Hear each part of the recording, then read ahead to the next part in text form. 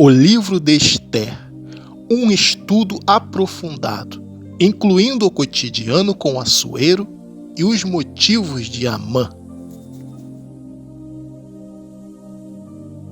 O livro de Esther, um texto canônico do Antigo Testamento, narra a história de uma jovem judia, Esther, que se torna rainha da Pérsia e impede o genocídio do seu povo. A narrativa é rica em detalhes históricos e culturais, apresentando uma trama intrigante que envolve intrigas palacianas, fé, coragem e a providência divina. A ausência explícita do nome de Deus gera debates teológicos, mas a narrativa demonstra claramente a ação divina na salvação do povo judeu. Este estudo aprofundado inclui detalhes sobre o cotidiano de Esther com o rei Assuero e uma análise mais aprofundada das motivações de Amã. Vamos abordar agora o contexto histórico e cultural. O livro se passa no Império Persa durante o reinado de Assuero, identificado por alguns historiadores como Xerxes. O Império Persa era vasto e poderoso, abrangendo diversas culturas e religiões. A sociedade persa era estratificada com o rei no topo da hierarquia, seguido pela nobreza e o povo. Mas as mulheres, especialmente as do harém real, tinham um papel limitado na vida pública. Exatamente, irmãos. A religião predominante era o zoroastrismo, mas a tolerância religiosa permitia a prática de outras crenças, embora com restrições. A corte persa era conhecida por sua opulência e por suas intrigas políticas. Vamos agora falar sobre a história de Esther. Esther, uma órfã criada por seu primo Mardoqueu, é escolhida para integrar o harém do rei Assuero. Mardoqueu, um homem piedoso e dedicado à sua religião, desempenha um papel crucial na história. Ele aconselhava Esther e agia nos bastidores para proteger seu povo. Amã, um oficial persa de alta patente, detentor de grande poder e influência na corte, nutria um profundo ódio pelos judeus. Vamos falar sobre os motivos de Amã? O livro de Esther não explora profundamente a psicologia de Amã, mas oferece pistas sobre suas motivações para o genocídio planejado contra os judeus. A principal delas parece ser o orgulho e a inveja. Amã era um oficial de alta patente na corte persa, detentor de grande poder e influência. Sua posição de destaque, no entanto, foi abalada pela recusa de Mardoqueu em se curvar perante ele.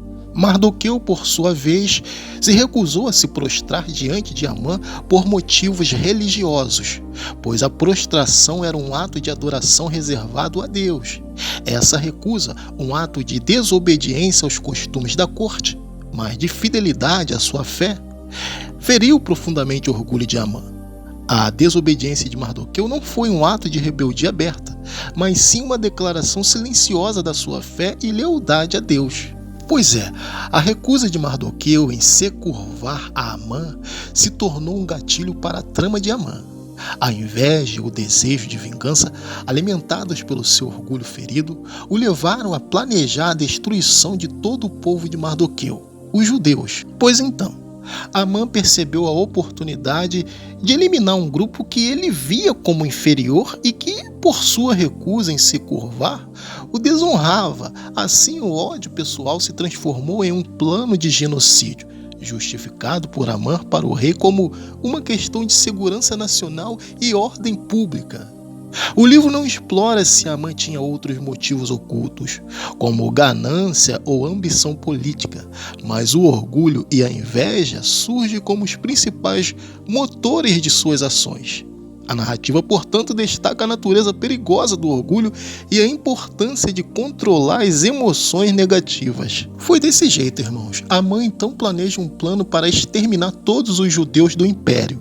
Este plano, conhecido como o Decreto de Amã, exatamente isso, e é decretado pelo rei. sem que ele conheça as verdadeiras intenções de Amã.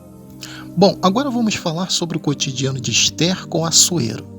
Embora o livro não detalhe explicitamente o cotidiano de Esther e Assuero, podemos inferir alguns aspectos com base no contexto histórico e cultural. Pois então, a vida no harém real era regida por rígidas regras de etiqueta e hierarquia. Esther, como rainha, teria acesso a luxos e privilégios, mas também estaria sujeita às expectativas e restrições impostas pela corte persa. Sua vida diária provavelmente incluía: primeiro ponto, cerimônias e audiências. Vamos lá, esse tema ele inclui a participação em cerimônias oficiais, recepções e audiências com o rei e dignitários. Sim, essas ocasiões exigiam trajes elaborados e um comportamento impecável. Vamos a mais um ponto: interação com a corte. Vamos lá.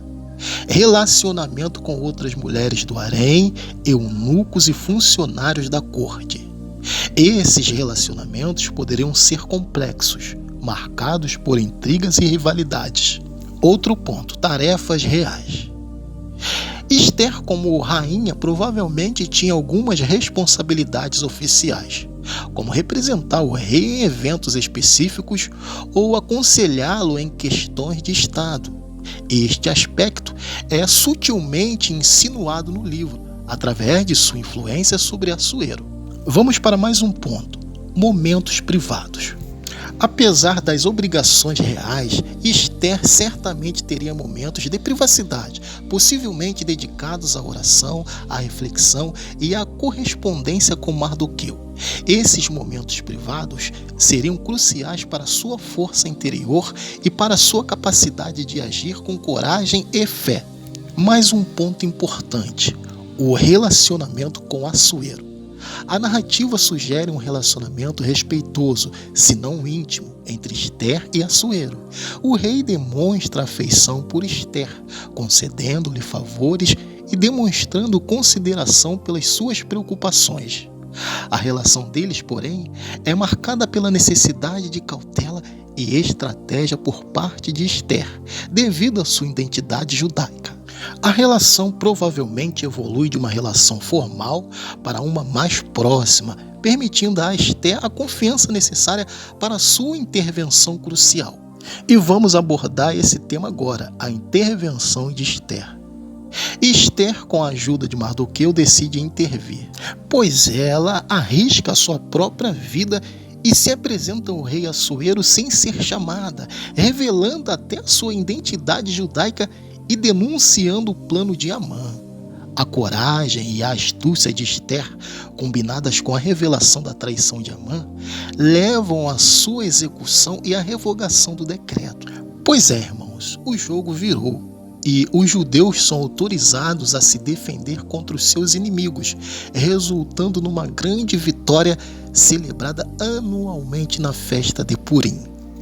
Vamos agora a fundamentos bíblicos e teológicos? Irmãos, embora Deus não seja mencionado nominalmente, a providência divina é evidente em toda a narrativa. A escolha de Esther para ser rainha, a revelação da conspiração de Amã e a vitória dos judeus são interpretadas como atos de Deus em favor do seu povo. O livro enfatiza a importância da fé, da coragem, da obediência a Deus e da perseverança diante da adversidade. Irmãos, a história de Esther também destaca a importância da identidade judaica e a preservação da fé em meio à perseguição. Vamos aplicar tudo o que aprendemos? Vamos lá, irmãos. O livro de Esther oferece diversas lições relevantes. A providência de Deus, vamos lá.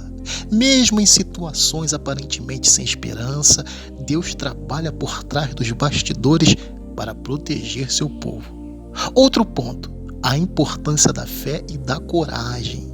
Esther arriscou sua vida para defender seu povo, demonstrando uma fé inabalável. Mais um ponto: a necessidade de justiça e de lutar contra a injustiça. Mardoqueu e Esther lutaram contra a injustiça de Amã, mostrando a importância de se opor ao mal. Mais um ponto, a importância da identidade e da preservação da fé. Irmãos, a identidade judaica de Esther foi fundamental para a sua ação e para a salvação do seu povo. Mais um ponto, o perigo do orgulho e da inveja. A história de Amã serve como um alerta contra esses vícios, mostrando suas consequências devastadoras. Vamos à conclusão, irmãos? O livro de Esther é uma narrativa cativante que nos ensina lições valiosas sobre fé, coragem, justiça, a providência de Deus e os perigos do orgulho e da inveja. Sua leitura nos inspira a enfrentar os desafios da vida com perseverança e a lutar contra a injustiça, confiando, é claro, na ação de Deus em nossas vidas. Irmão, a referência bíblica é todo o livro de Esther. Vamos falar agora sobre motivos, missão e propósito. O livro de Esther tem como propósito principal narrar a salvação miraculosa do povo judeu de um plano de extermínio, mostrando a mão de Deus agindo mesmo sem explicitamente nomeado.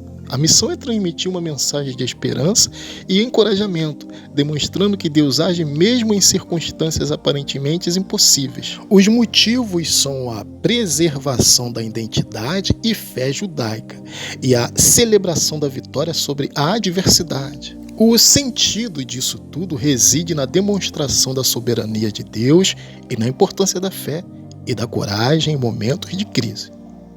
E o porquê? Bom, o porquê reside na necessidade de lembrar as gerações futuras da intervenção divina e da importância de se manter fiel à fé, mesmo em meio à perseguição. A história também serve como um estudo de caso sobre os perigos do orgulho e da inveja e a importância da humildade e do respeito. Irmãos, nós vamos ficando por aqui. Eu peço, por favor, curte, compartilhe e comente. Em o nome de Jesus, até um próximo vídeo.